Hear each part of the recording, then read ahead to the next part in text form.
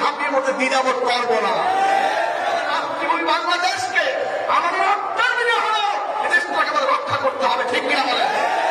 এখানে মন নাই, মত নাই, যার মত দেশে থাকেন দেশের সামনে সর্বপ্রথম সামনে সকল মুসলমান, সকল ধর্ম, জাতি আমরা ঐক্যবদ্ধ, ঠিক কিনা বলেন?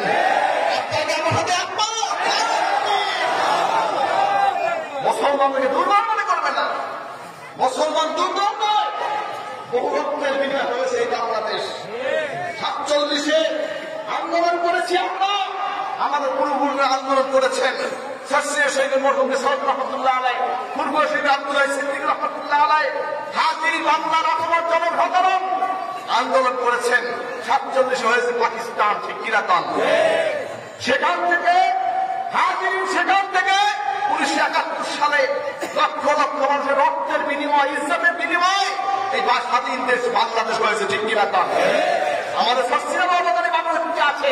আমার দাদা শাহসুদ্দিন আবু জাফর মোহাম্মদ সালেহ রহমতুল্লাহ আলাইহি তারা আমাদের এখানে আছে। শাস্ত্রীয় নিসার রহমতুল্লাহ তারাও আমাদের বাংলাদেশের জন্য আছে কি নাই? ভাইরা আমার, খেয়াল রাখবেন, হিসাব করে চলবেন। বাংলাদেশ কারো বাবার দেশ নয়, বাংলাদেশ কারো চাচার দেশ নয়, বাংলাদেশ কারো মামুর দেশ নয়। বাংলাদেশ এদেশের তৌহিদ জগৎ মুসলিমদের দেশ। হিন্দু আছে, খ্রিস্টান আছে, বৌদ্ধ আছে, আমাদের সকলের দেশ বাংলাদেশ, ঠিক কিনা? ধর্ম যার যার, দেশ সবার, ঠিক?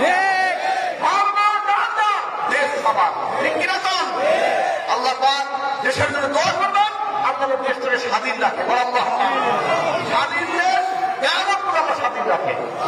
বাংলাদেশের দিকে তাকাই কোনো লাভ নাই। এখানে লক্ষ লক্ষ মানুষ চোখের পানি পড়তেছে।